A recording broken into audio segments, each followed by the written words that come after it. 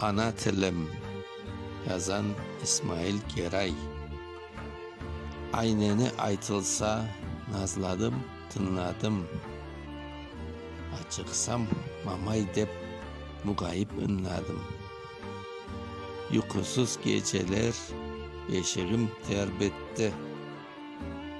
Asırının gayesi maga til öğretti. Anayım bu tilde ayneni aytkan, ruhumda tesiri tamgası kalkan.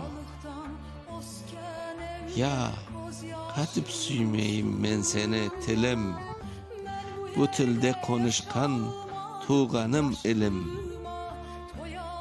Anadan tuğanım güneş batkanda, vatanım degenim kızıl tan atkanda. Yırımnın sesine davullar koşuldu, milletler dostluğu serbest vatanda. Şairler, kedaylar bu tilde yırlaşa, yüreğim yimşata erigen mayday. Süygenim ana til, ruhumnun gıdası, sinirimden geçip kanma cayray.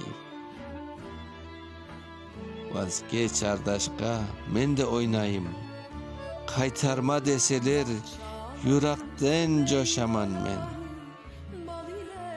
Sünnen pekişken ellerim ve belim, sünnen sezle varlığım benim. 1968 Kuyan Mustafa Şan.